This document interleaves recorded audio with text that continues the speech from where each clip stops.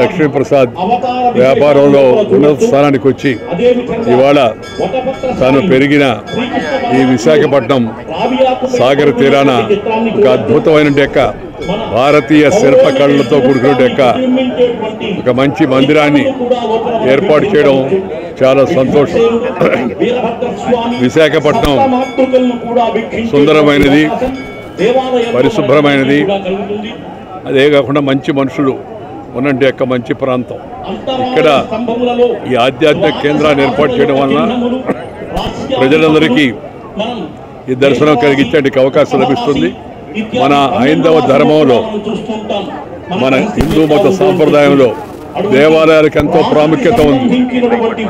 దేవుడికి ఆలయము, దేవతకు ఆలయము, దేవాలయం అని మనం చూస్తాం. సామాన్య మానవులు ఆ దేవాలయాలు సందర్శించుకొని దేవుణ్ణి స్మరించుకొని ప్రార్థించుకొని తద్వారా ఒక రకమైన ఆత్మ సంతృప్తిని పొందడం మన యొక్క భారతీయ సంస్కృతిలో, హిందూ సంస్కృతిలో భాగం. అలాంటి మంచి సౌకర్యాన్ని ఇక్కడ ఏర్పాటు చేశారు.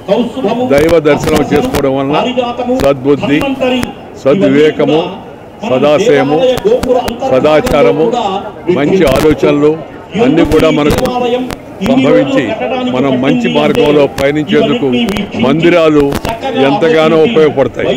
మరొకసారి ఇంత మంచి పని చేపట్టి ఖర్చు కూడా వెనకాడకుండా అద్భుతమైన శిల్ప కళా సంపదను మనకు అందించిన శ్రీ లక్ష్మీప్రసాద్, శ్రీమతి లతా దంపతులను మరొకసారి నేను అభినందిస్తున్నాను.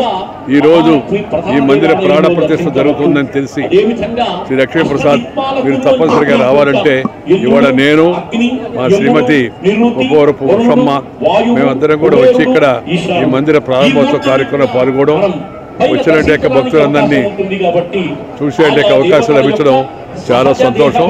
మరొకసారి శుభాకాంక్షలు అందజేస్తూ సెలవు తీసుకుంటున్నాను.